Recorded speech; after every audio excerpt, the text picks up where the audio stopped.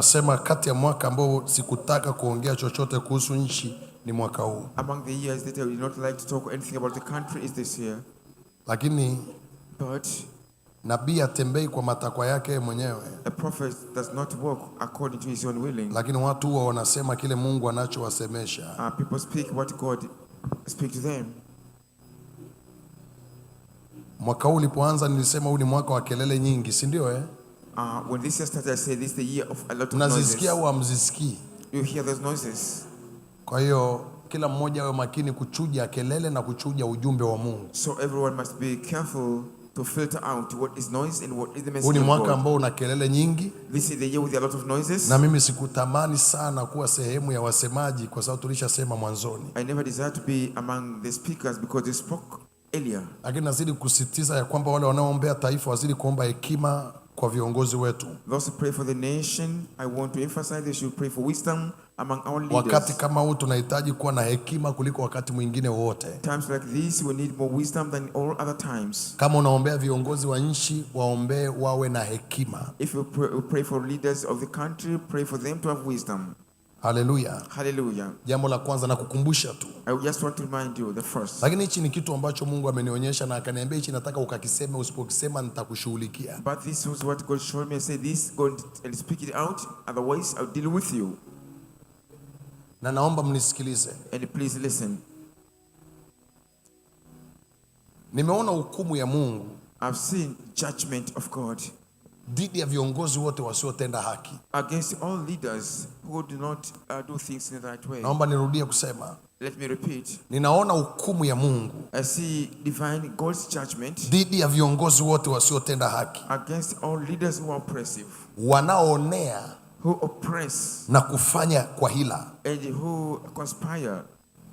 Upanga wa Mungu umeachiliwa juu yao. The sword of God is released upon them. Na baada ya muda And after some time, utaona kitu Mungu anaenda you kufanya. will see what God is going to do. Ninarudia kusema hivi. I repeat saying this. Ninaiona hukumu ya Mungu I see the judgment of God dhidi ya viongozi wote wasiotenda haki. against all leaders who don't perform justice, Wanaoonea who oppress na kufanya kwa hila. and who conspire against others. Niliona upanga umeandikwa, I saw the sword written, upanga wa haki, the sword of justice, na umeachiliwa juu ya taifa la Tanzania. and released upon the nation of Tanzania. Kuna baadhi ya viongozi ambao There are some leaders wameamua kufanya kwa hila. who have decided to act by conspiracy. Wengine wamepewa nafasi za mikoa, za wilaya, za nini, lakini Some of them- wameamua kufanya kwa hila. Some of them are given chances in districts and the regions, but they've decided to act Nataka wasikie illegal. neno la Bwana. I want them to hear the word of God. Uko upanga wa haki umeachiliwa. There is the sword of justice being released. Hii Mungu aliniambia usiposema nitakushughulikia wewe, ile hukumu niliyoiachia juu yao nitaishusha juu yako. God said, if you don't say this, I'll deal with you. The judgment upon them will come upon you. Huu ni wakati ambao viongozi wa nchi wanatakiwa wawe makini mno, wawe makini mno. This is the time our leaders must be very careful. Kwa sababu Mungu ameachia hukumu Because God has released judgment juu ya wote ambao wasiotenda haki, upon all those people who would not perform justice, wasiofanya kwa haki, who would not do things according to justice, wanaoonea, who oppress others, wanaotumia nafasi zao na vyeo vyao kwa ajili ya kuonea, wanafanya kwa hila kama kukomoa, wanafanya kwa hila kama nini. Naomba unisikilize popote pale ulipo.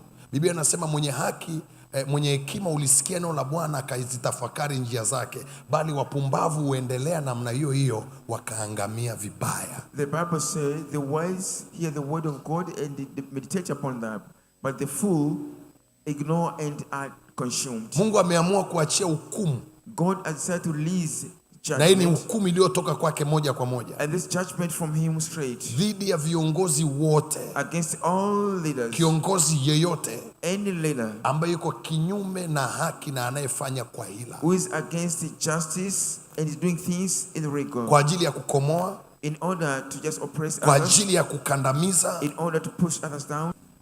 Niliona silaha hizo zote ambazo wanazitumia kwa ajili ya hila zikigeuka na kwenda juu yao. I saw all the weapons they are using against others backfiring. zikigeuka na kwenda juu yao. they turn back against themselves. Sasa yamkini kama unafanya bila hila ndani ya moyo, Mungu ndo anajua, lakini kama unafanya kwa hila, nataka nikwambie neno moja, hukumu ya Mungu imeachiliwa juu ya watendakazi wote, viongozi wote wa serikali ambao hawafanyi katika haki.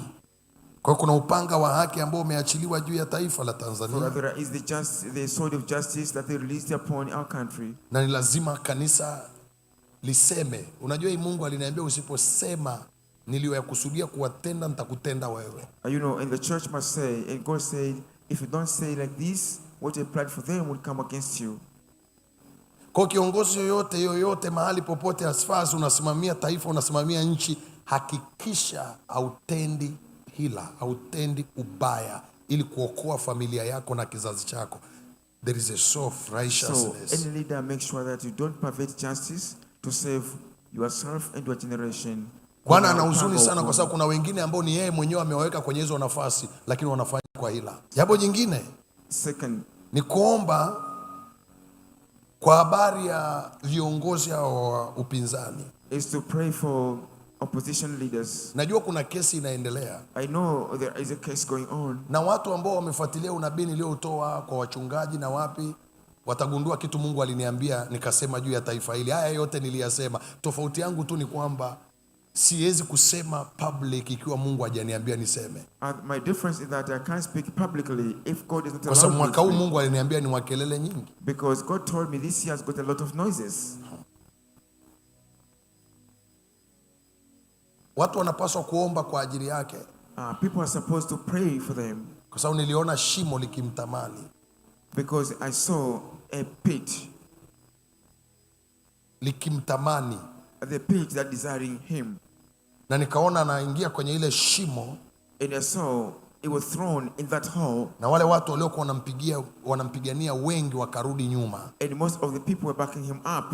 Then they went back. They backed off. Hali aliyopo nayo sasa hivi inahitaji maombi tu. The situation that is in, it needs only prayers. Mwenye ufahamu na elewe kitu nasema. He was understanding, let them know what I am saying. It's only prayer can intervene. Ni maombi tu yanaweza kaingilia kati. So kama kuna watu wanaoomba kwa ajili ya hayo, waombe, kwa If there are sababu people who pray for that, let them pray, because niliona nafsi yake ikizamishwa shimoni I saw as a spirit being buried in a hole, na wengi wakarudi nyuma. and many people backed off. Sasa kanisa na watu wote, si tuna kazi ya kuombea watu. So the church and all people, we have one mission, to pray for people.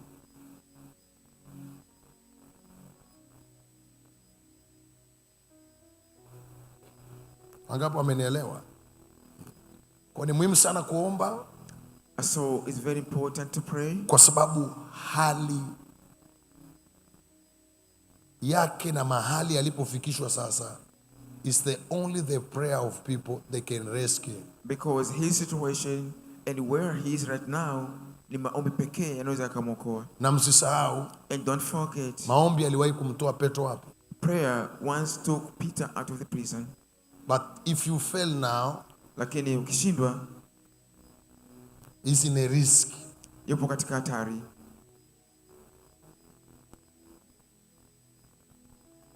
Aliona wengi wakijificha. I saw men hiding themselves.